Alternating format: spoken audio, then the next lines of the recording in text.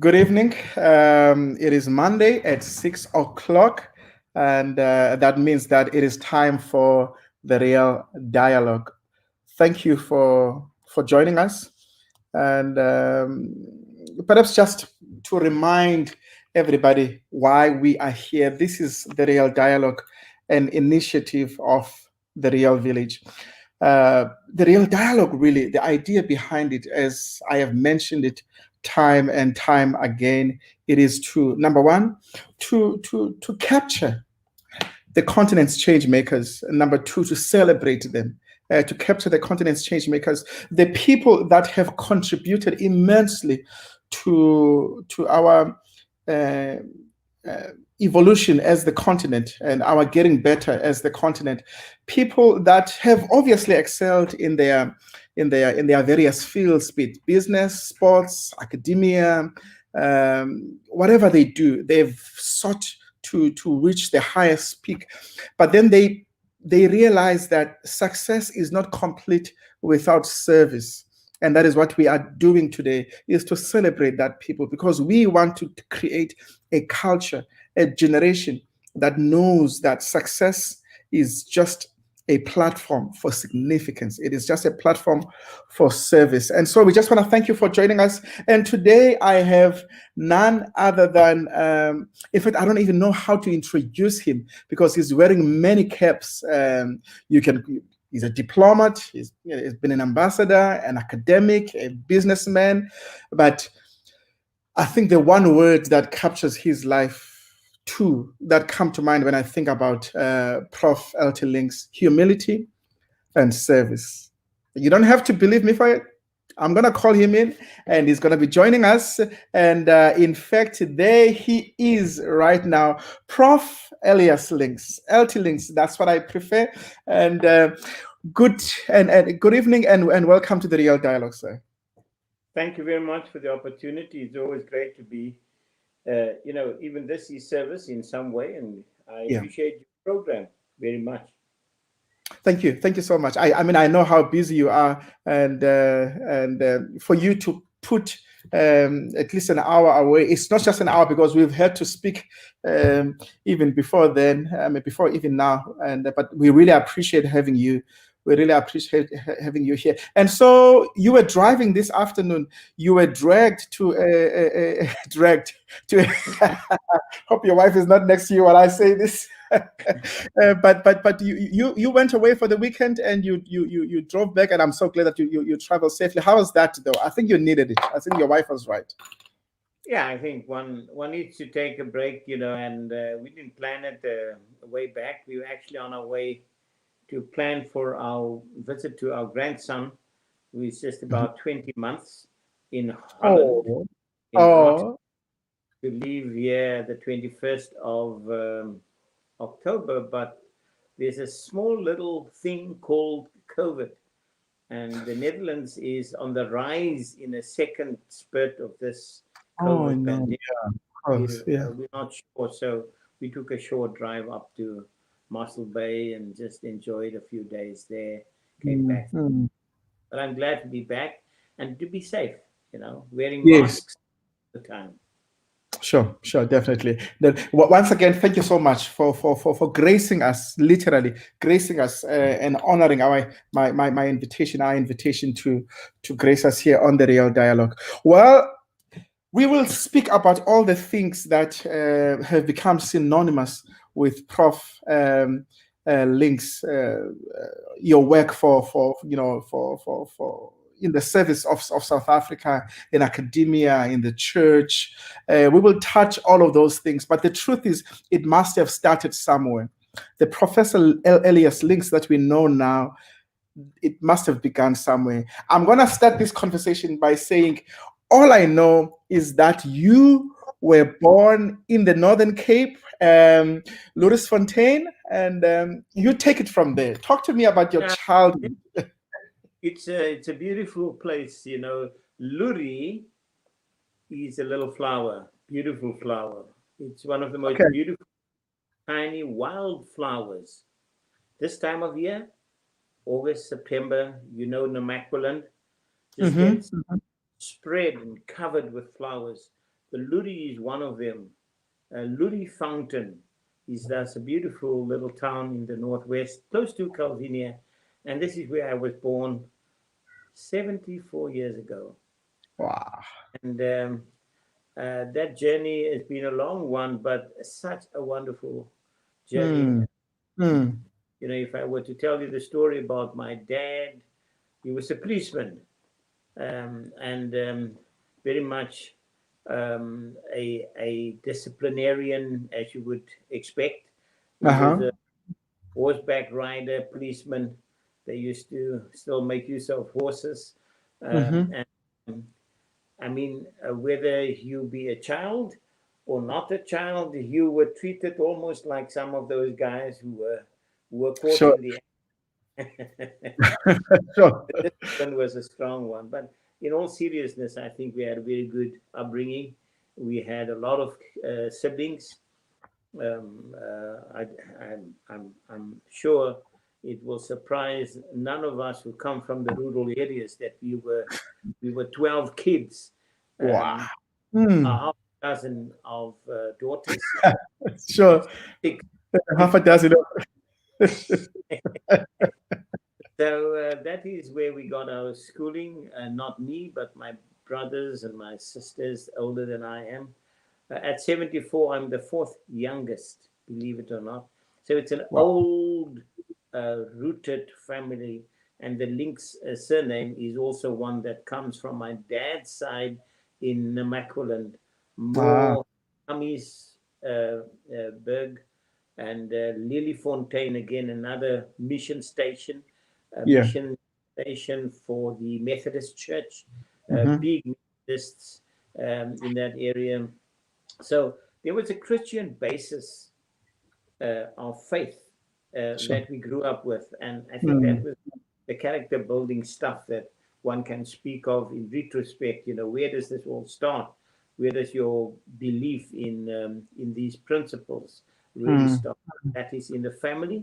And from that, you had quite a number of leaders coming out, be that in the academic field, but be that in the factory where my sisters come and work. But I can tell you the story of how we immigrated from Ludwigsfontein. And this is interesting, Sivu, if you were to know my dad, he got fed up with the life there because after the police service, he went to cart salt from the salt lakes. Him and two elder sons would go and get salt, and that would be tradable in the town. And they would stay away for a month with a donkey cart and come back. And that was just enough for him. So he came to Cape Town. He wanted to settle in Cape Town, didn't know Cape Town at that time. I think he made a mistake. He got off at Kraaifontein. Kraaifontein is a station before Belleville, and there they stood, the train gone. They waited and waited, didn't know where to go. They had no accommodation. And this Indian guy, Mr. Singh, saw them standing there and said, well, what are you guys doing here? The train is gone, you know. And Mr. Singh, cut a long story short, said, why don't you come with me? You are 12, 10 kids at that time. And I've got a 3-bedroom house. You can use 2 bedrooms, and my family will use 1 bedroom. And that is how we got into Cape Town. After 2 years, we moved to Belleville, started to do the artisan thing, you know, the brothers.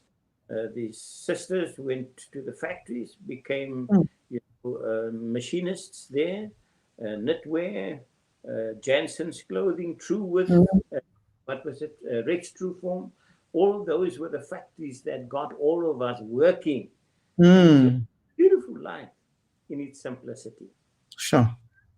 In its simplicity, you know what? When you said that story of Brother Singh, and that just encapsulates the whole spirit of Africa. You Yeah. see strangers, 12 strangers, and you can tell that they are lost, and you offer your house, and the trust in humanity that allows you to open your house to strangers. And you mentioned that you were there for 2 full years. Yeah, That's yeah, yeah, incredible. yeah. Yeah, no, that Yeah. was fantastic. And I mean, if you look at how the two families grew together, I mean, Mm, and how much he gave of himself in service, Ubuntu, the same mm, thing. You know, sure. he comes, he shares his whole life, his home with strangers that he never knew. Mm, He mm, became so close until him and his wife died. We were still exchanging friendships and visits wow. and so on. Mm, The childhood day. And, my brother and I, we were 12, as I said, because two were born in Cape Town again. yeah. The guy Okay. stopped. My dad never stopped. After the 10th, I he, can tell. he said The he brother was wants to busy. have Yeah. two born in Cape Town. So Tw- my 12 kids. Mm, brother and my last sister, they were born here, and so we were brought up in pairs as well. My brother Tony used to mm, be my guy that we actually grew up together, yeah. same classroom, same standard. He was my standard as well. He was a year older Mm, than. mm, Remember, 12 kids, the yes, spread was very thin. The gap is very short. definitely. So it's the case with Tony and myself, and we grew up together at school, and had friendships within the family. Mm, We were so mm, many that we could have friendships within the family. That is where the characters were built, wow. and Mm, strengthened. mm, Scripture became a sure, fundamental part of our lives. sure. So now, I mean, I know about your brothers, passing on, Professor Tony So, Links, and yeah. how many of your other siblings are still alive? We just lost a sister about 2 weeks ago, and Mm, so there were five that have passed on, three brothers, two sisters, and then we seven left. But they mm, all, I mean, as I say, I'm the fourth youngest at yes, 74. You can yeah, imagine of those yes, eight.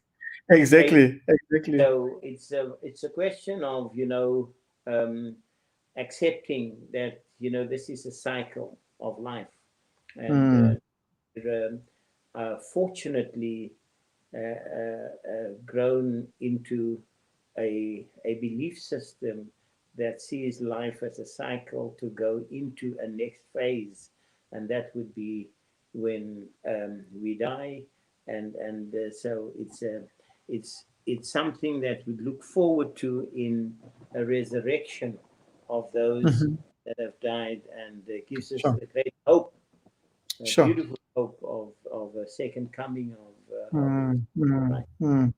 That's going Wonderful. to be quite some reunion for your family alone. Tell you, man, people, and this is what gives one joy, even within times of sadness, which is a Mm, contradiction. But at the time of funerals, there's a joyous spirit of saying, man, you've suffered so long. My sister was 83 years old. My eldest one still lives at 87. And the mm, joy of seeing them, growing old slowly but graciously, and come mm, to a mm. point where you would say goodbye, but with a blessed hope of Sure, reunion. sure. Now, and education. Which school did you go to, and where did you get your schooling? And we're gonna speak about the decision to go all the way to your terminal degree outside the country and how that went about. But talk to me about your educational journey. What kind of Yeah, student were you growing up? I think my dad believed because he didn't have education, he had standard three or grade five. My Mm, mom never had education, but they believed in education. mm, And that is a beautiful thing. I mean, I was the naughty one, and Tony was the guy that was more serious in studies. But as I said, we were in the same classroom, Yeah. literally throughout our whole schooling. So I went to school at a missionary school, a Methodist school here in Belleville, but Mm-hmm. went to our Christian school. The Adventist schools were few and far between, but we got to the one at what we called Good Hope Uh-huh. High School, and I was fortunate to have Tony next to me, who would encourage me, in the sense that when he took his books, my father would always say, "Now, where are you? When are you taking your?" So Yeah. he was the standard, and I could, as it was, scrape through until we got to a time where I was aware of the importance of education, and then slowly, caught up with him, and Mm. but I was always, believing that one should continue with learning, and especially at that time you didn't get choices for subjects in the primary school or even high school until Mm. you got to grade 10, 11, 12, and it Mm. is there where I started to be more interested Yeah. in the Yeah. subjects like mathematics. Sorry for that. This happens It's most okay. common. It's live. It's live. That's what happens when we are live. We could have edited that if it Yeah, was recorded, but that's the beautiful thing about going live. No, no, it's yeah. okay. It's live. But Mm. so I think that was my choice of mathematics and accountancy, and studied BCom at Mm. UWC. I think I was one of 10 that started off with our BCom degrees in the first year that Wow. it opened, and I was in my last year, my third year. I was the only one in the classroom, and that's a tough one. Stephen, Wow. if you haven't had a tough time, you must be the only one in a class for accounting three, and Wow. you have your homework. Uh, then there's no class. So that was great fun. But I Mm. had interest in economics, and wanted to be an accountant. I couldn't afford the article clerks got so little, and I had to look after my father, mother, and so forth. So I went for economics and studied at Stellenbosch University. I was the first black person to be allowed to study at Stellenbosch Wow. University with permission from the Minister of Colored Affairs. I still have the letter here. It's Wow. signed. It's signed by Wow. I giving didn't me know permission that. to study at Stellenbosch University, but with the one proviso that I don't register there, because who was the chancellor then? B.J. Foster. Mm. So I was not allowed to register there, but I could register at the University of the Western Cape, where I did my honors, Mm-hmm. and then attend classes, come back, attend classes, and when I finish, I would get Western Cape's degree, but did Wow. everything at Stellenbosch. That's So when I interesting. finished, the rector at Western Cape University called me in, and he said, Meneer Links, jy het nou so goed gedoen. We can allow you to get a degree from Stellenbosch. Wow. In other words, you've made it. But then I Yeah. said, sorry, I refuse to take that degree. I prefer the university that accepted me to register. So I got a Western Cape master's degree.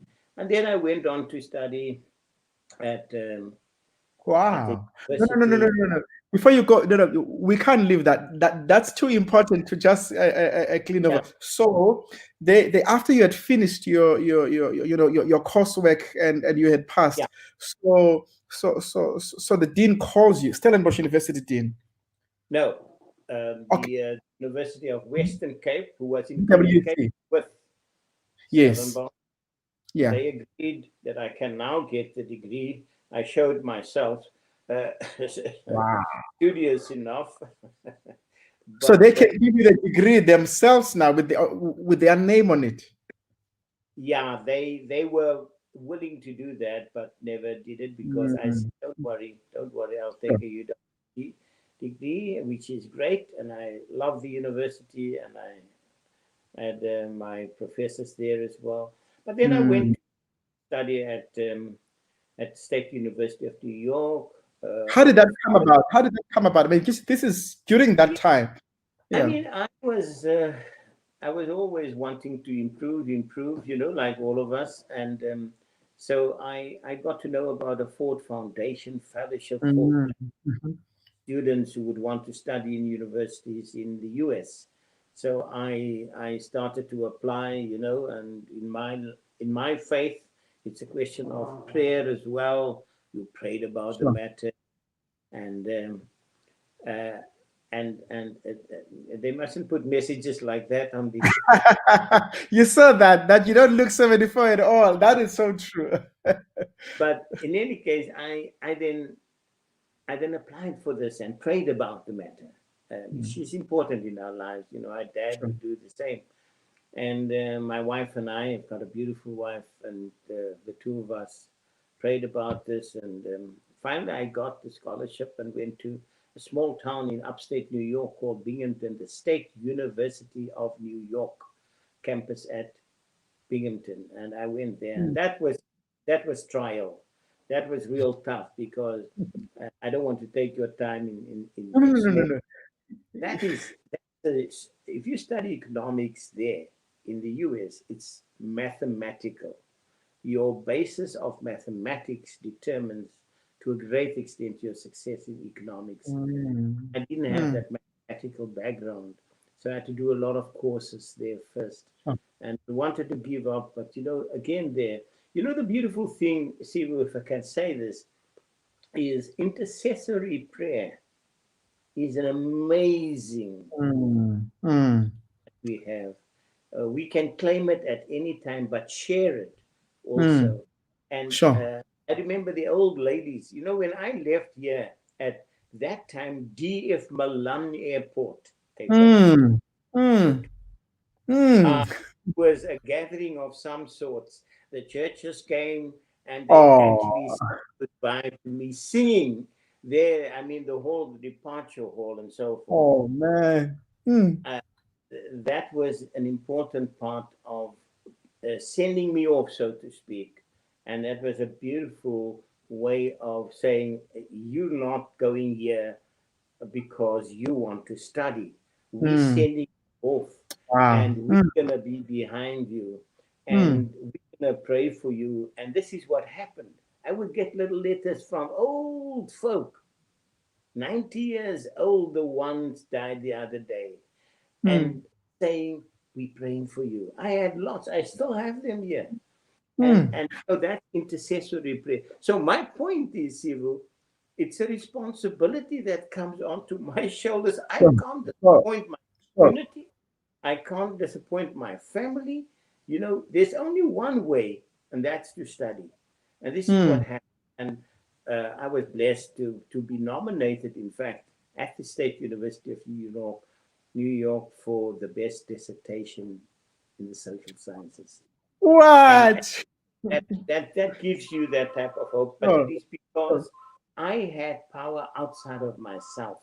I'm not speaking about myself. I'm speaking about that which was attributed to me through intercessory prayer and support. And you know, after that, coming back from New York with a PhD now in in South Africa. That was at that time. That was 1986. I came back. No, 1984. 84. At end of 83, I finished my PhD, and it was on. My dissertation was on discrimination in the labor market in South Africa. I measured to what extent you or I would be discriminated against in terms of our wages and other pecuniary benefits. Mm, And I mm. measured that through some mathematical method, Sure, sure. which said that there was substantial discrimination which could not be explained in simple language by education, by experience, by anything else. Otherwise, we would be identical, Sure. except that there was a racial discrimination that we couldn't explain by any of these other Mm, mm, education mm. and but Wow. that's a little bit too That's technical. that, that's a very interesting work that or topic at least that you pursued, Yeah. especially because when you came back. Now, this is one thing that a lot of us don't know. I didn't know until you told me, of course, that because we know about your work in the post apartheid Yeah. regime, or South Africa, but you served the country even before the dawn of democracy. Yeah. Share with us what, I mean, on what portfolios, on what platforms, and I mean, you were an ambassador. Tell me about how that came about, because I know that you struggled with that decision when you were offered that decision. You struggled with that decision. Yeah, it was not easy. I mean, after getting all of the qualifications, the one thing that it brought to me is an invitation uh, from the Minister of Finance to serve in a tax restructuring commission. The whole tax structure of South Africa had to be reviewed, and they had 20 commissioners on that Margot commission. You remember the Mm, name? So Margot was also the judge that did the investigation on the Samaro Machel accident. But he was also the judge that headed up the Margot Commission in the restructuring of our tax system. Once in a while, taxes go so skew that you have to say, let's just look at this whole thing again and say what it was. And I wow. served on that Margot Commission, Mm, and where, and that was under the old regime. yeah. I mean, the minister that called me was Baron Duplessis. Goeie Uh, genade. we and I served and I learned, and this is important, that I learned and then got to be seen by them in those terms. Yeah. Um, Not qualifications or anything. Okay, that helped, but they saw you performing there, Mm, part of the yeah. commission. I was the Yeah. only black guy there, and but learned a lot because there were Professor Frantz, and there was the greatest economist that I thought at that time, Jan W. Graaf, de Villiers Graaf of the big Graaf family. Mm-hmm. Uh, he was part of that commission. Brilliant mind, brilliant Wow. mind. Mm, And from that, they recognized and asked me whether I wouldn't serve in Washington, D.C., at the IMF and the World Bank. mm. And that was big. I I took know. a long time to decide whether I would Mm, accept it because, in the eyes of the layman, this is a position offered by an apartheid government sure. for Sure. you to serve them. Mm, And I went around to a number of my friends and colleagues, and, must I accept this? Is this something that I should be doing? It took me much longer than they would have loved me to take. I think I took sure. 6 months just to Wow. consider. Mm, mm, I got no's from all of my friends and family. No, how can you serve? Then I went to a guy by the name of Professor Jakes Gerwel, who was a very close friend of Tony, my brother, who was mm. also Afrikaans with Jakes. Mm. And Jake said to me, Eltie, I would have loved for you to be my deputy rector at UWC. I was on my way to ask you to become. He was looking for someone. But this, we've just come from Senegal. From Senegal, Dakar. I don't know whether you remember the man by the name of Van Zyl Slabber. Van Zyl Yes. Slabber Yes. take a number of these leaders, a mixed group of leaders, to go and talk to or with the then Thabo Mbeki, who was Mm. at In exile. work. Ha. Mm. And he came back, and Jake says to me, man, we've just met Thabo with his pipe. And after having listened to him, there's a big change coming, and we need people like you. I would Mm. instruct you to forget what other people say. Take Mm. this, get yourself equipped to go and do the work for the Mm. state, Mm. not for the government of the day. You see, this is the distinction. It's not about the government of the day, Mm. it's Mm. about what are you doing for the people, for the Sure. state. And this is Sure. where many politicians of today get it wrong. They Mm. for either themselves or for their political party, Mm. Mm. for the state, not for the people. So I Mm. went over, and I must say again prayerfully, the 4 years that I spent there changed a lot of the minds of the IMF. Remember, at the IMF, we were sitting on the outside looking in.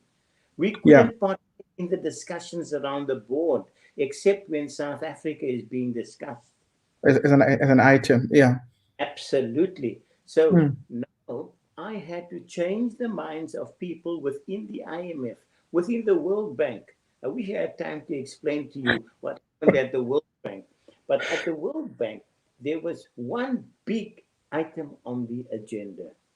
How do we get the Lesotho Highlands water project off the Mm. ground? They needed billions, I think Mm. 3 billion, 4 billion US dollars. How do we get the money? South Africa couldn't go. But what we did was to go via Lesotho in the sense that Lesotho would be borrowing the money, but they were not credit worthy. Mm. How could Lesotho have the security for a $4 billion loan to build that scheme?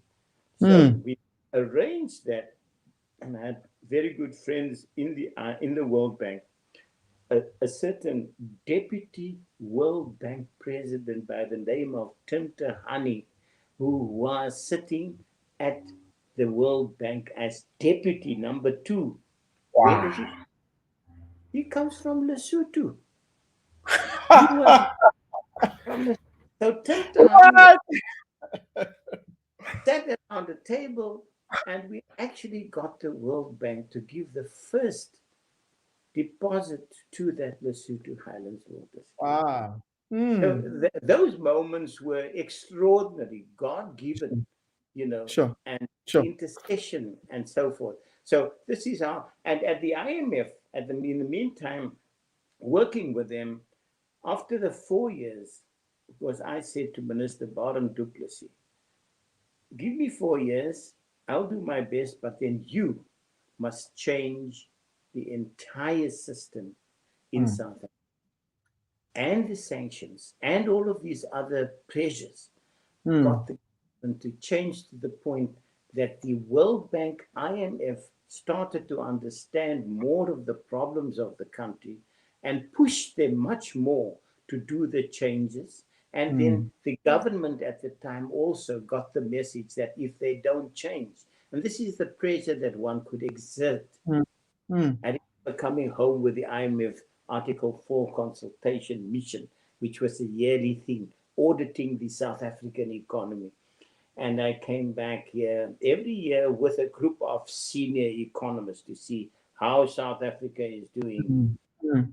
And they could never have a meeting with our labor unions. When I came there, because perhaps of my connectedness at that time, very feeble, but yet my predecessors couldn't. And what happened was that I could arrange a meeting with Kasatu Mm. for these economists to come. Mm. Who was the president of Mm. that? A man by the name of Ramaphosa. And I will never forget sitting across the table and these big guys coming in there in a very modest office of Cyril. And I got great admiration for him. And why? Mm. Besides answering the beautiful questions, allowing these guys to understand our labor system and what is wrong with it and how we're changing it and this and that and the other, very important. There's a little girl of most probably about 2 years coming into this office where we were talking to the IMF. Mm. Mm. The Cyril took this little girl on his lap. He said, "Excuse me." Oh. He took the little girl on his lap and tried to calm her and said, "Just excuse me." And he took about 3-4 minutes to just get her at ease Wow. and put her aside to someone else and then continue. I saw Wow. him there, a man of, of great Mm. graciousness, Mm. Mm. and taking time out for Wow. those. Mm. Mm. But in any case, this is my time at the IMF, at the World Bank, brilliant time, did what I could. And I think at the end of the day, the Sorry. government said, Sorry, I just need to make sure that my battery does not fail us. Okay, perfect. and Perfect. Okay. Sorry about that. after finishing that, I was asked to go to Switzerland Mm. for South Africa. Head up Yes. and what was that office supposed to do? That office was supposed to garner insufficient. The economy was bankrupt. We Mm. didn't. I remember this one thing I will never forget. We couldn't buy, these little trolleys at the airport. Mm-hmm. They were out, down and out. We didn't have money to buy new trolleys. I had insight into treasury. So poor we were. And Yeah. I then was sent to Switzerland. What was my job? Remember in 1986, I went over. 1990, I was now finished with the job. 1990 is also very important for the release of somebody big. Mm. So all of that worked. Mm. Wow. And when that happened, through my work, through release, and through sanctions, and all of this whole thing came together that I could be released from the IMF World Bank, went to Switzerland, and then the CODESA negotiations. It's coming together now. The Sure. political system was now changing. The Mm. Titus of today, that are ministers of finance, he was part of that. And there's a beautiful story there that is very intricate that I can't use 5 minutes for. It's a Okay. much longer story. But the fact of the Mm. matter is, um, when I went to Switzerland, at that time, the CODESA started. And the CODESA was there to change the political system, right? The regime. Mm. But the regime was empty economically. There was absolutely no funding, no finance flowing, almost like we're struggling now. And what happened there was actually that that that I was sent to Switzerland, the capital, money capital of the world, Mm.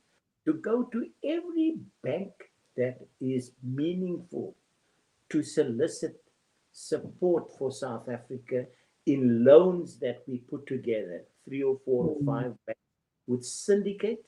I would negotiate with them, with Treasury and the Mm. Reserve Bank, Dr. Stals, uh, before him, Gerard de Kock, I used to work with, and we would get all of this together, and 500 million at a time, dollars, $1 billion at a time. I still have some of the memorabilia that they gave us every time we signed this. Those monies went straight to treasury.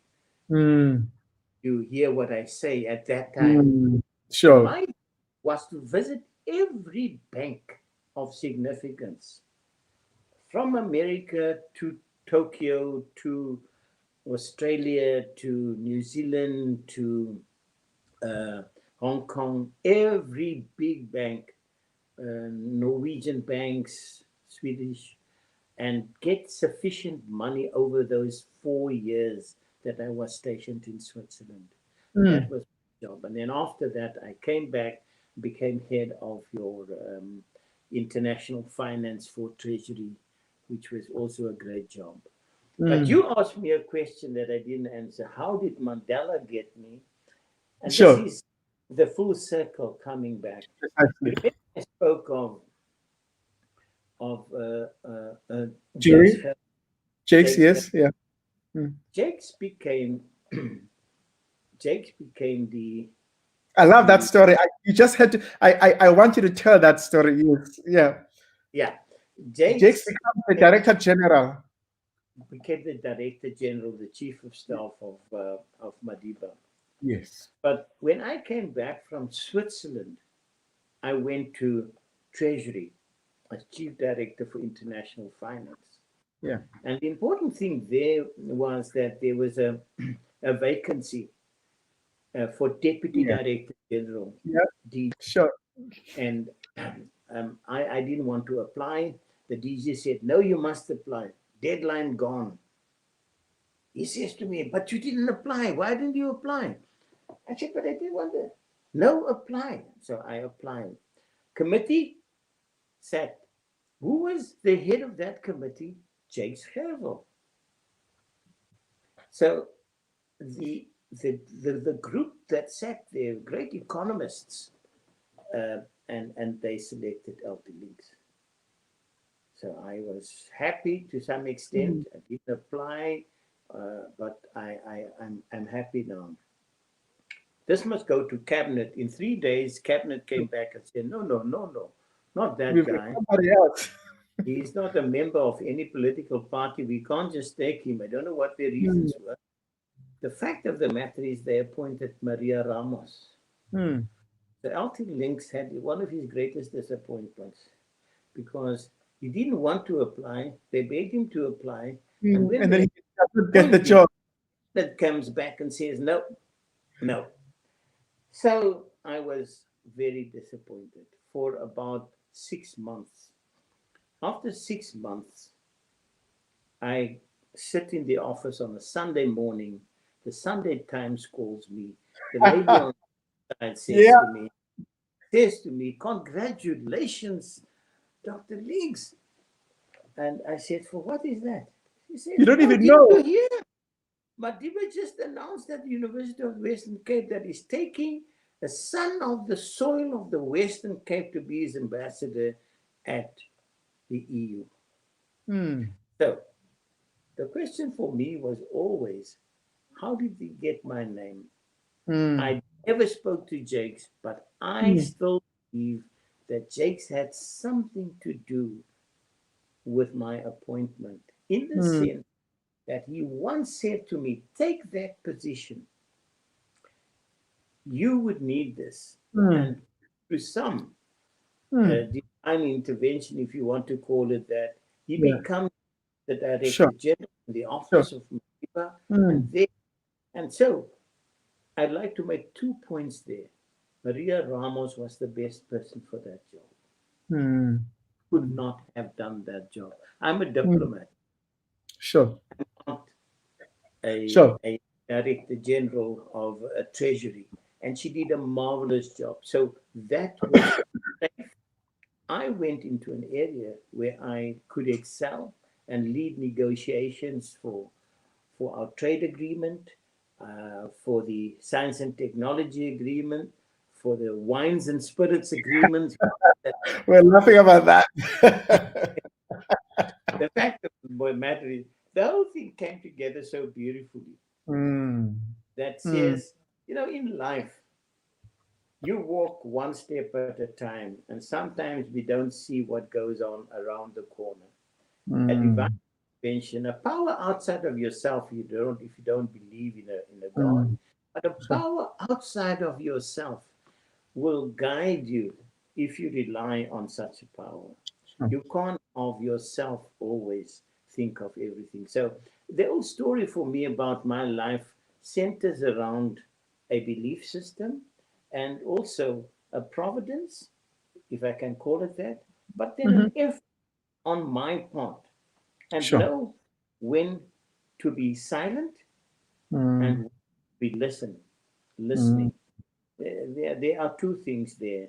You must be silent in your travels at certain mm. points, and then after you've been silent or during silence, also listen, and then you act accordingly.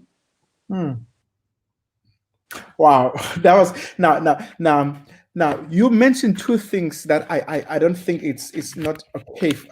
It would not be okay for us to just glean over, and just jump over. The first one, because I think this is very important. This is very important. You have served in both the pre and post democracy South Yeah. Africa. But here is something that a lot of us do not know is that you have never been a card carrying neither as a member of neither the National Party nor the ANC. And for me, that's for our generation, that's very important. Is that of course we live in a world that is run by politics, so you need to know what is happening, and but you don't necessarily need to belong to one specific political party. Was that a conscious decision on your part over the some time ago, or did it just turn out to be like that, not to belong to a political party? Well, you know, it is it is what you define as a politician. And unfortunately, the definition has changed over time to more negative, more negative. But there's nothing wrong, in my view, to be a politician. Sure, It's a great, noble leadership position, that one. sure, But for me, to play the role of my strengths, and my strengths is to look at the case and to say, do I support this? If I sure, support it, I will support it by actively playing a part. And sure, my natural ability has to be part of that decision. I sure. am a natural diplomat, if you can call it that, and being that intercessory person to see the thing on its merits, and to make a decision and support that which is right. That is why I did not, I never needed to change my principles. I Yeah. would never have had the need to jump ship from the one to the other one, from Mm, an apartheid to a ANC government, because I never served any of these. I mm, never mm, served the ANC or the nationalist government. I never mm. served the ANC government. I served You're the still in the people. country. I love that. People. And when you serve the people, you utilize the institutions at your disposal. The Oh, policies at your disposal might be such and such, but you utilize the institutions to the interest, like the IMF, like the mm, World Bank, like being stationed in Switzerland for the purpose of gathering insufficient funding in uh, in a manner that is above board legal. You get sure. that, and you utilize it in the right way for the betterment. I mean, the IMF position was what? It wasn't to serve the ANC. Mm, mm, It would have been wrong, because what do sure, they do with it? sure, It's to sure. serve the people, to have access to the Mm, policy sure. that which are instruments in the hands the World Bank, they're the Lesotho Islands water scheme. It's not to serve the Nationalist Party. And Now,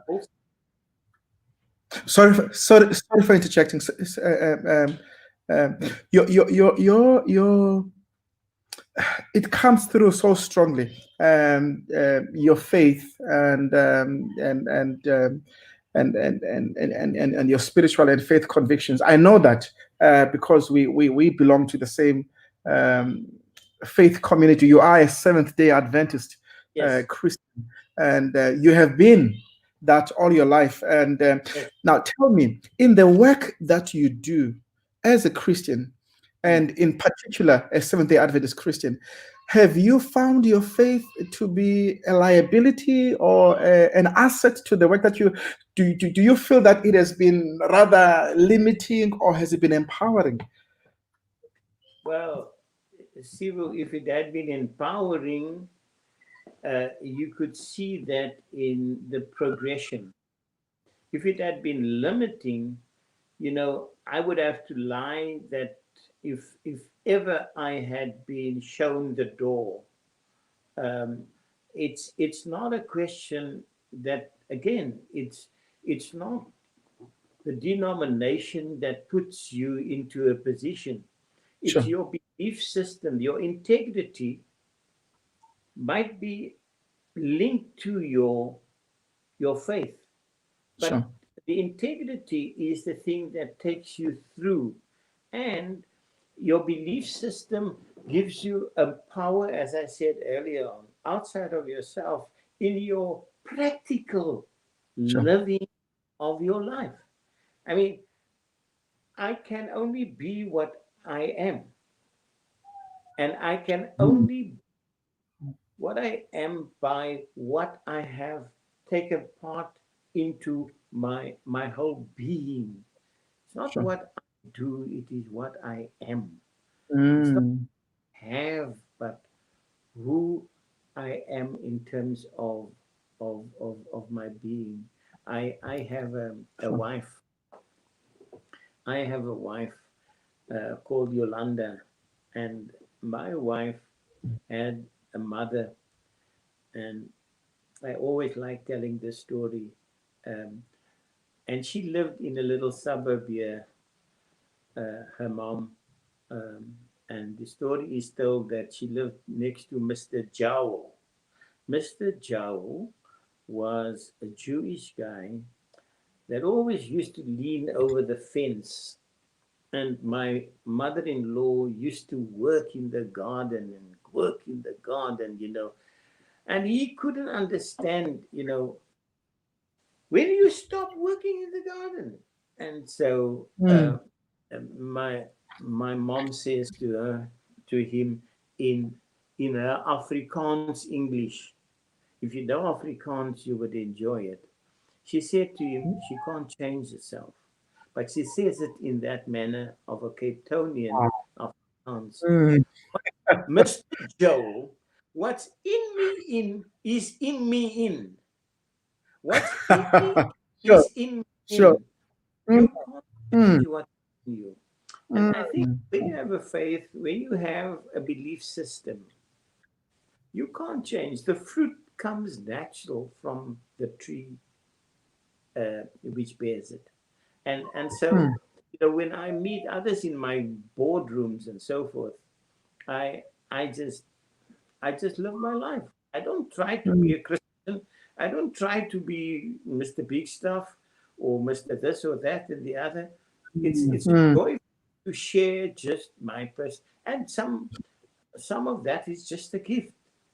sure. I, I I don't do these things because I want to do it. No, it's not a question of want. Behavior, bear in mind, is not something that you go and get. It's a result.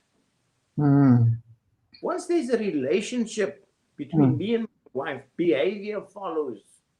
But mm, I work towards behavior.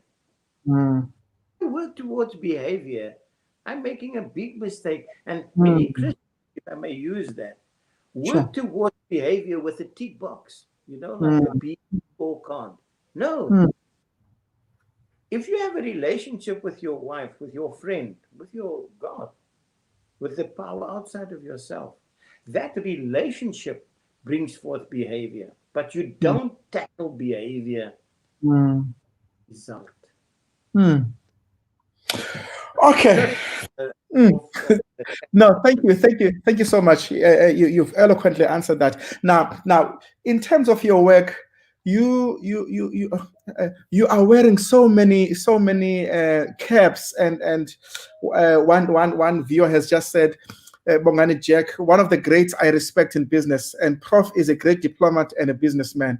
And you see, he's mentioned two things there: being a businessman, he's mentioned being a diplomat, and the truth is, you're also an academic as well.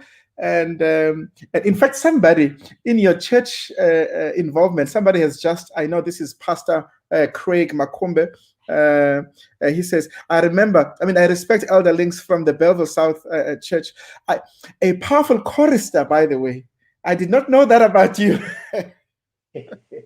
Yeah, I love music, and I love choir music, and I be choir master for our church from the age of 17, and grew for years to come. Sure. I love music. Now, you as an academic, we've laughed. I've asked you about this before. You are now Professor Extraordinaire of Stellenbosch School, Business School. I mean, that sounds so big. I can't even pronounce it when I have not had my breakfast. What does that mean? Well, you go through. You do really?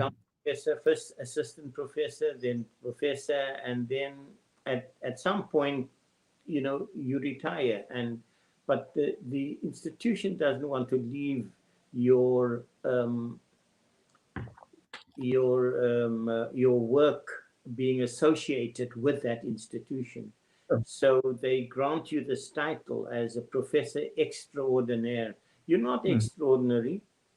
You're actually just ordinary, but there are some linkages. You don't lecture anymore, but emeritus is another way of putting it. Emeritus professor, being a professor in Afrikaans, buitengewoon.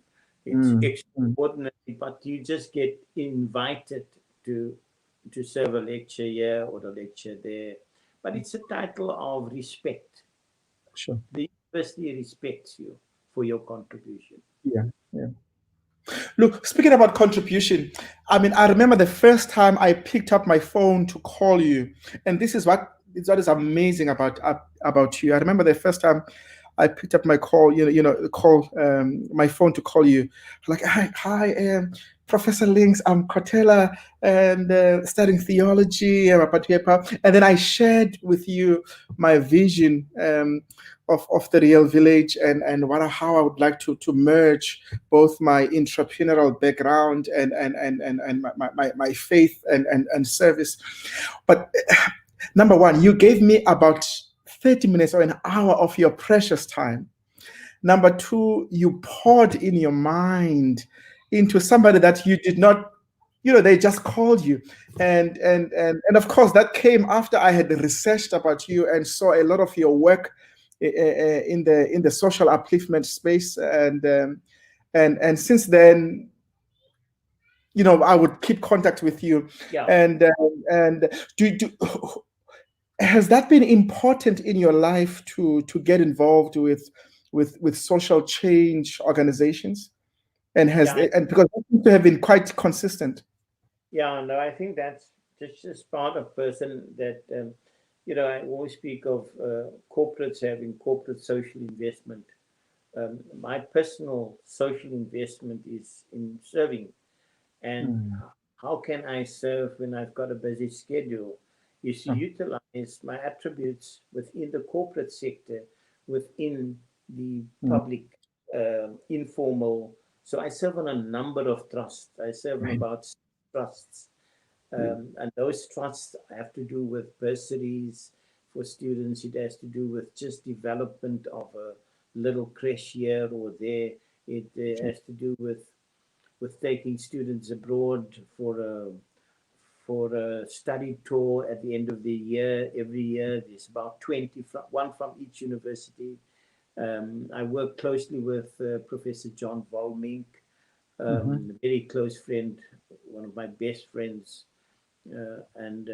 So we're always involved in utilizing our, if I can call it, expertise in areas where that is needed. Now you have to be careful because everyone will come, and so you choose that which is an upliftment to society. And so I serve on the Pioneer Education and Development Trust. It's a trust of 150, almost 200 million rands, which uses the proceeds of the investments in a number of areas like bursaries and so forth and so forth. But I use my time then in the area of my expertise or my experience. Thank you for that. I would love to do soup kitchens, but I don't know how to cook. I understand. I'll teach you how to cook. I'm kidding. Now, okay. Now let's transition. Now. Thank you so much for opening the. Now, Africa. Vicky Simpson used to sing. I mean, you don't remember My African Dream. Yeah. And a beautiful song, a timeless. It's a classic. It's a timeless song. Now, let me ask you, Prof Links. What is your African dream? What is the Africa you dream about? How does it look like? That's the first part of the question. The second part of the question is, what stands between us and realizing that Africa, in your opinion? I think the dream for me is to just establish or re-establish the self-worth of every African. If you look at Africa, I'm not sure that the right to life is respected. If you look at the inequality, the poverty within Africa, just the disregard of rights. My daughter studies human rights, teaches it at the university in Holland, in Rotterdam, Leiden University. And, to her, it's important and always a problem that we don't respect the rights of these people because they're poor. So that's what I would want to bestow, have people in their own countries to have rights. I mean, you have this overwhelming power that isn't even a power, giving them absolutely, if I can use the word in your sacred program, hell. Making their lives as miserable as possible. We don't need to go far beyond our borders to find that. That's my dream, that one must really respect the life of an individual, human rights. And how do you get that is your second question. One of our problems in South Africa is we've got the brightest, biggest, most wonderful institutions, because at the heart of a working democracy, we find the institutions that make it run. From education to your law to your societal, there are your churches, everything. These are all the institutions. The police force, these are the infrastructural institutions. But if they are not utilized and respected, then you have a fall. What makes the difference between country A and country B is its institutions. And absolutely, those institutions must be respected. If you take in South Africa, and this is in Africa, the institutions, legislative, your parliament, all of these institutions must do what they are called for to do. And underpinning that, is again the integrity of the system. Mm. How do we respect? How do we work with these? Is it just there for the sake of being a police force in my little rural area? How do I make it work? Because there are principles, there are rules and regulations, but not even that. How do I view a church? Any of these institutions. So I'd like to bring back, I'd like to see it being brought back is this is the institution. This is the department of X and Y in my government. What do I do with that institution? And many times those institutions are not close to what they are supposed to be. Police force, magistrates' courts, even churches. Look what happens in churches. So the objective of the institute, every institution has its little constitution, what it is supposed to do, but it gets totally ruined when someone comes and does everything else within that church. Yeah, no, definitely. Just before I go to other questions that I have, my new friend, your nephew, watching and enjoying it. Well done, Sivu and Uncle Eltie. That's yes, that's Kylie there. Can you read that? Can you see? Yes. Yeah. And there is a question actually, based on your story about how you guys grew up. Prof's childhood reminds me of my granddad. Ask him whilst they grew up in large families and somehow made it in life. Would he recommend the young people of today to also consider having large families? This taking into account the current economic environment in our days? Well, I think there's a time for everything. Is a time to have large families, and if you go back in history, you'd find large families was an asset. Sure. In many respects. I would never have been able to think of our family as successful as it is without any one of them. So they all part and parcel of the family. But that was, ask me how many kids I have. I've got two.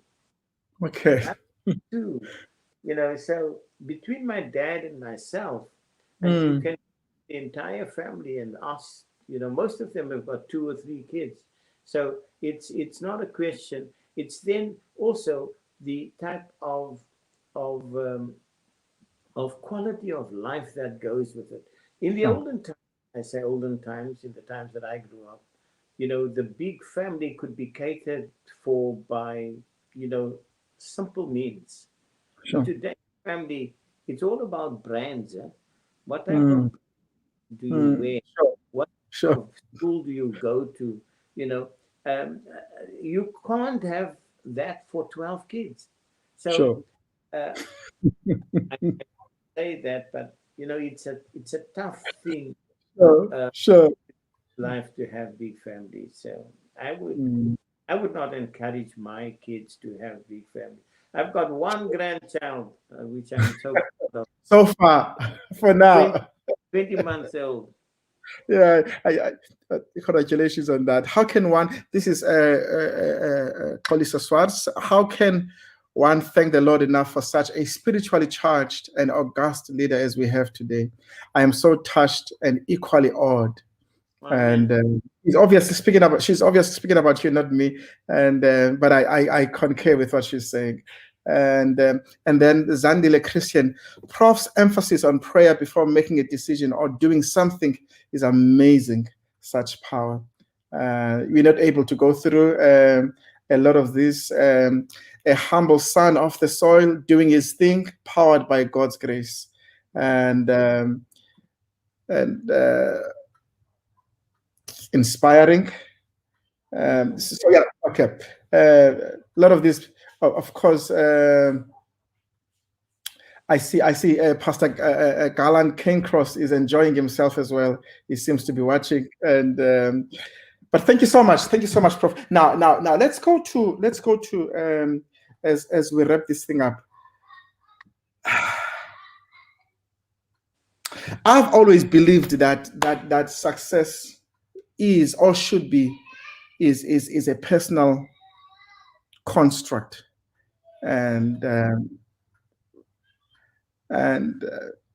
I'm tempted using my construct, but certainly using the world's and by the world I mean the society's as construct as well. That you are a successful Prof. Links. And how do you define your own success? I like David Brooks. I don't know whether you've read him. David Brooks is a man that is born Jew, Yes, turned Christian, wonderful. And he speaks in his books of resume values. Resume values, or values that emanate from your resume, makes you successful.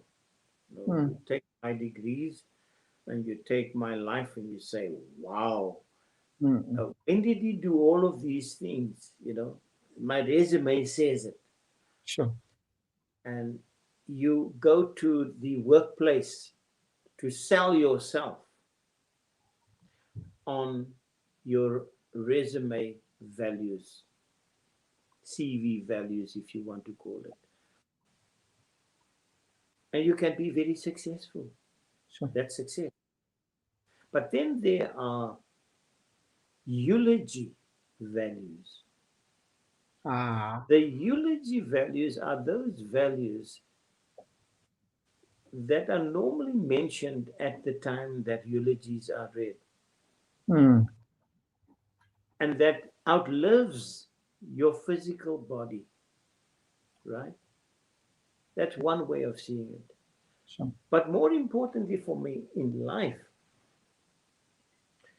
your resume values benefit me.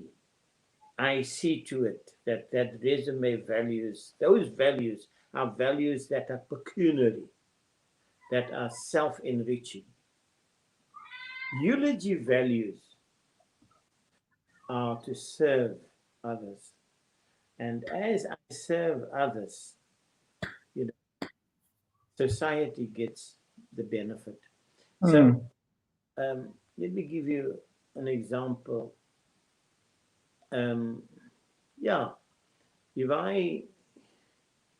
If I achieve and my achievements cannot benefit those around me, I can be successful then.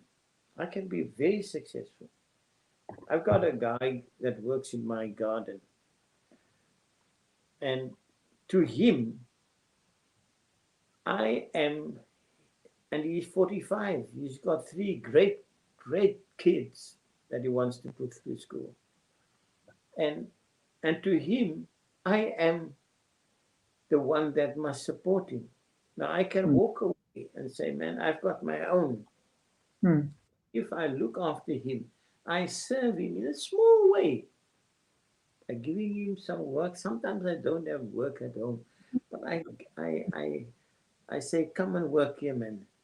And your service must not be for yourself. Your success must not be yours only. Yeah, very many business people are successful. They've got the millions and the billions. I mean, some of these guys that I've seen on television with a commission, they're successful businessmen, but for themselves. But the youth value says significance only steps in after the event. And the question is, what do you want to be in life? Do you want to be successful, or do you want to be someone with significance? Significance is a legacy value. Okay, so legacy is an important thing. Sometimes people say, "But you you're gone. Why do you want to leave a legacy? Mm, You want to inspire people beyond the time of your life." mm. If I can, Ooh, there's too much power right here. There's just too much power. Somebody just wrote, one cannot listen to this powerful dialogue and remain the same. that's so And beautiful. that's So beautiful. it's That's something that is also akin to someone that doesn't live his own life. I mean, when I drive in Johannesburg, I go there every week when it was before the COVID. And go to meetings. I serve on boards, and I get there and I drive in the morning, the traffic, and that is the time that you can really connect and pray and say, just thank you. You say thank you for all these little things. This car that just swerved here past me. It's not that formal thing that we do at mm, church. mm, mm, Relationship. I come back to relationships. Your relationship between me and whoever I love. I love God or love my parents or love my wife. It's it's that relationship that empowers me, that makes me do things that I otherwise would not do. mm. So that's fundamental in my life. Simple. Sure, sure, sure. And it's not it's not me. It's just a gift. You Sure. you have to accept it's a gift. I I must make myself available to receive the gift, you Sure. know. But I'm beyond doing these things. Um, it will be imparted to me to do. Hmm. That brings Tell me, content. tell me. I'm going to ask two questions. They are somehow related, and building up, and then we close this thing off. And or Lucille says, "Thank you for your service to our country, Uncle Eltie. May God continue to bless you, and I hope you are reunited with your daughter and your grandchild soon." Ah, And then others. Oh, and then Galan Cancross. Thanks, Prof. Links. Powerful exposition. We are truly blessed. yeah. Tell me, Prof. LT. Um, there are two questions that yes. The first one on the issue of, I thought that was quite powerful, the distinction between resume values and eulogy values, and of course legacy values. And speaking about legacy, how would you want to be remembered? That's number one. And you're gonna end with that now. But before you answer that, Stephen Covey, in the book The Seven of Habits of Highly Effective People, speaks about uh, how public victories are always preceded by private ones. It is Mhm. easy for us to celebrate Professor Extraordinaire Links, Mhm. the diplomat, the businessman, and because those things are out in the public. But that is a product of a consistent lifestyle over the years. Mhm. And what are some of the tips what are some of the things that you'd like to mention? I mean, you've mentioned your relationship with God, and that comes out very strongly. And I appreciate that. And we thank God for that. And you also mentioned favor as well, and character. It does come through the issue of character, and we could never understate that, and or rather overstate that. And what are some of the things that you'd like to what have you done that has ended at this destination? What are some of the things that you would like to make sure that our generation and those that come after us do not miss in this journey? Yeah, I mean, on a practical Yeah, level, on the practical level, please. Yeah. yeah, I think one must know oneself. I must know myself and what I am capable. Um, but that can be exponentially increased if you believe that others can help you to achieve even more. Um, I think expectations must be such that you mustn't go beyond. I mean, we speak of dreams. Um, you know, if you want to achieve, you must have dreams, but those dreams must also be realistic. The expectation must not be such that you are disappointed in your God because your expectations did not come true.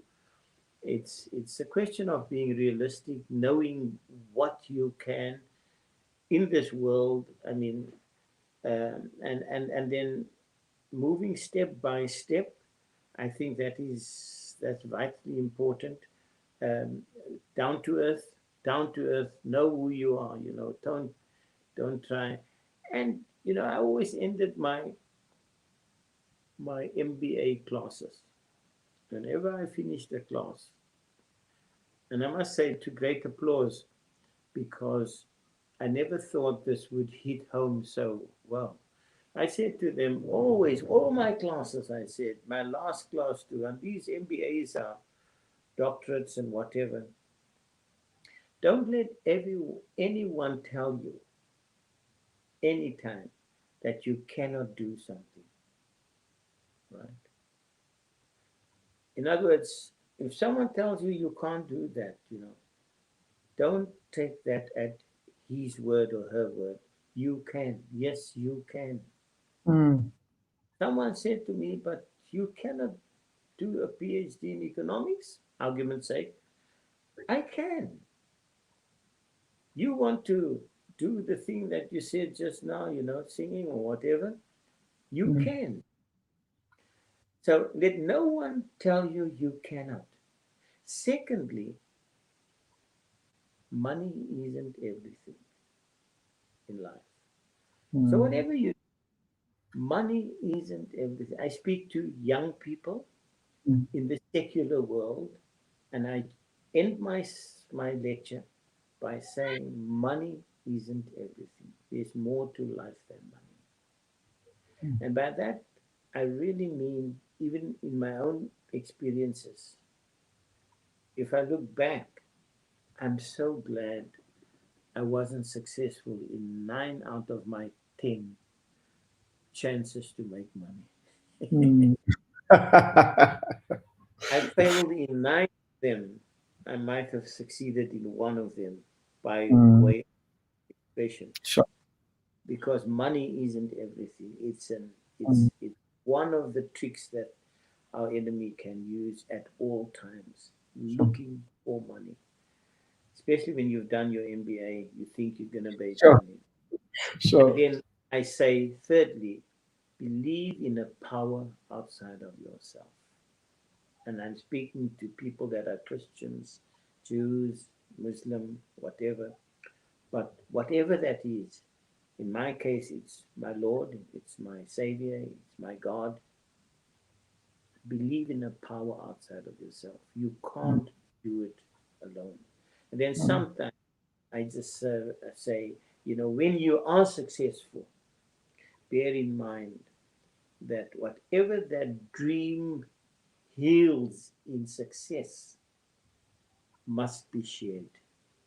mm, If you don't share the benefits of the dream, then don't dream.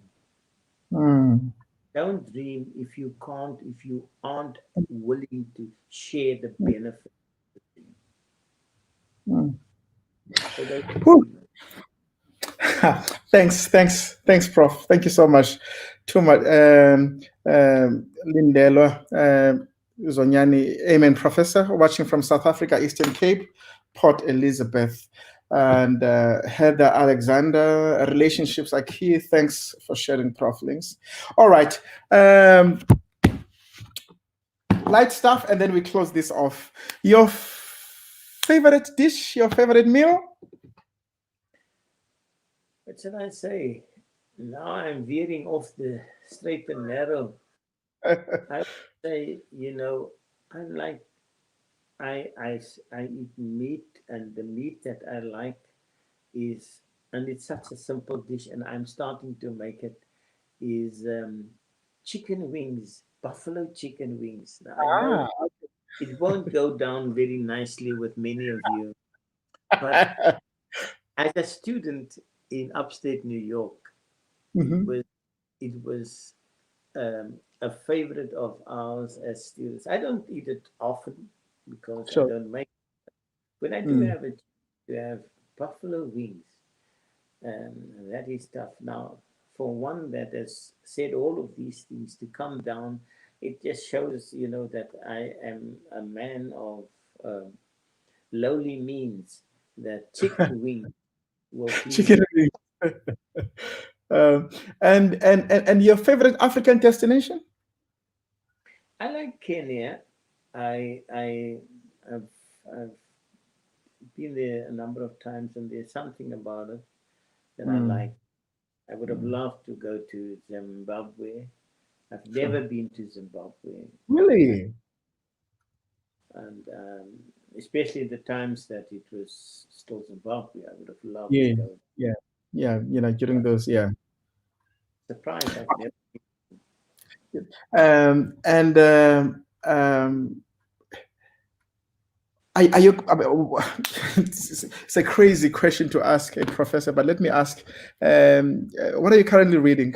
And number one, number two, any of the books that that just stand out for you, that impacted your life, that you'd like to mention? I'll just mention two uh, authors, and that's Malcolm Gladwell. Now Mhm. that's a guy that I've got great. He writes a little book um, about David and Goliath. No ways. I was thinking about that. You know what? On this platform, I had a couple of weeks ago, we had Prof. Mamkheti Pakeng, and guess what? She mentioned the author and that particular book in specifically. Yeah, yeah. So, Yeah, we sometimes read this as kids for kids. Here, a mm, guy does all the history and the factual correctness of what happened there, and it mm, says, "Wow, if you haven't really stopped to look at the big book in mm, reality, in sure. factual terms, here Mm, it is." And mm, he's a Jew that writes the book, sure. Malcolm. Yeah, And Gladwell. the other one that I like very much, as I say, is David Brooks. And he writes Yeah. The Second Mountain, and he Hmm. writes the other one, The Road to Character. Beautiful books. Mm, Uh, and then I love reading, you know, Ellen White. sure. Just marvelous, marvelous. She's Mm, an yeah. author. Note. And your favorite Ellen White book? Mine has got Yeah, to be Steps to Christ. yeah. Steps to Christ. I mean, that's the start and the finish. But the Desire Sure. of Ages, But any of those books really Of course. Jeff H augment, is a classic as well. Yeah. augmenting the Bible in its color that it brings to the story. Definitely, definitely. And also, somebody did mention, and you did confirm your love for music and choral music in particular.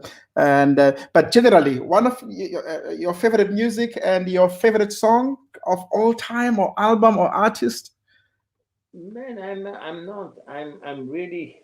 I'm just exploring so many different singers.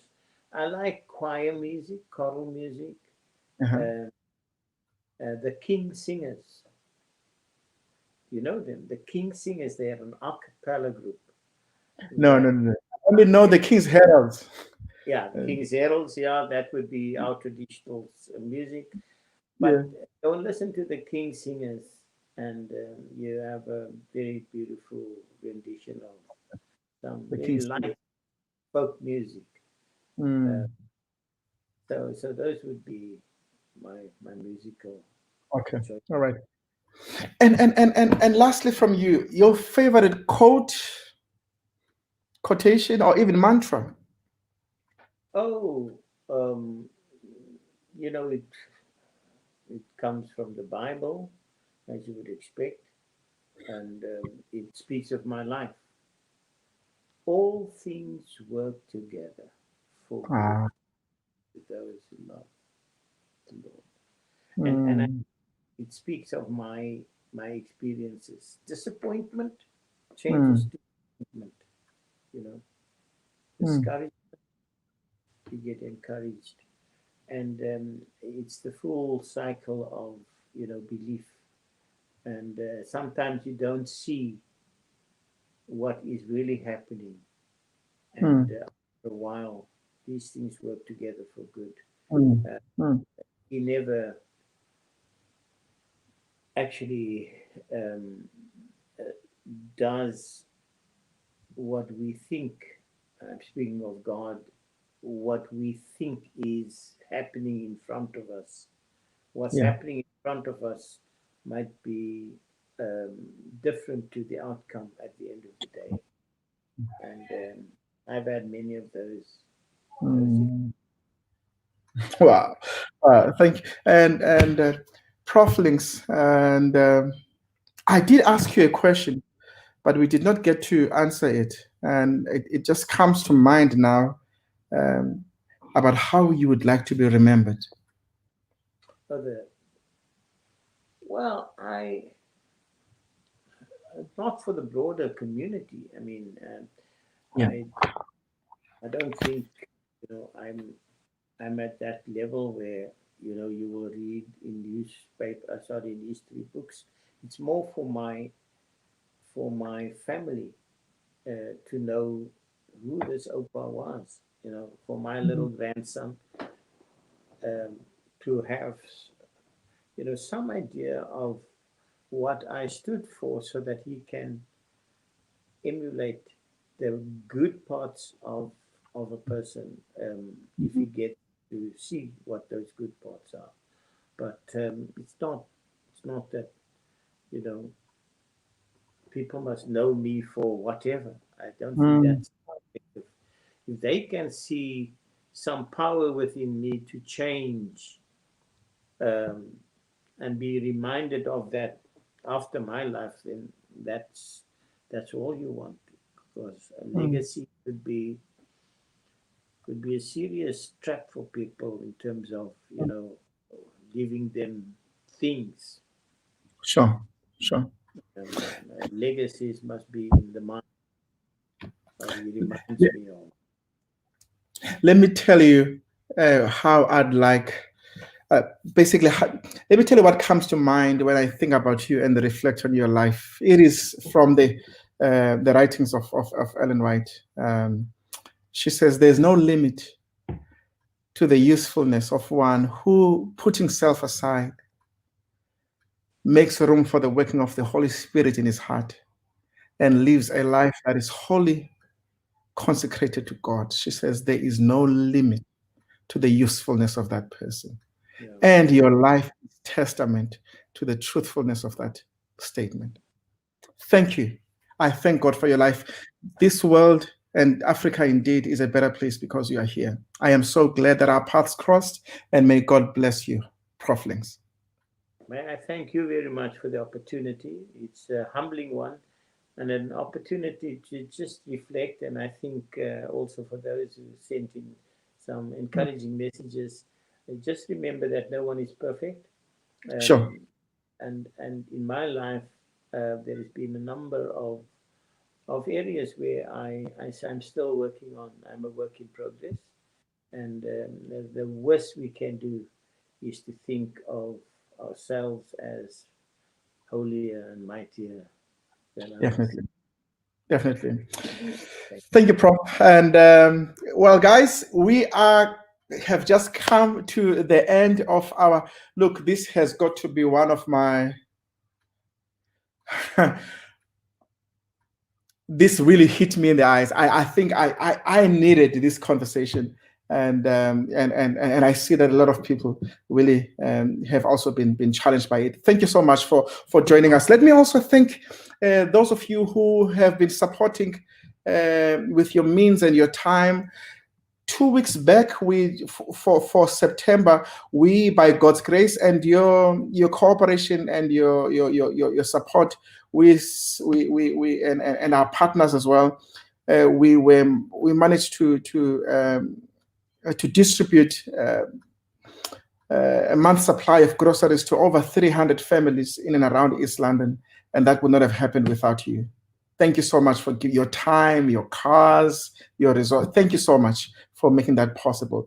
And secondly, what do I want to mention? I also want to mention next week. This guy next week, he's very special to me because he was my lecturer, my first year maths lecturer at the then University of Port Elizabeth, and this is Tamsang Anthony Ngezula. He is now CEO of the Johannesburg Development Agency, and he's going to be joining us. An incredible guy. You're going to get to go Google him if you don't know him, but he's from PE, based in Joburg now. You will enjoy it. Until then, in the words of Robert Mangalisa Sobukwe, remember Africa, and may God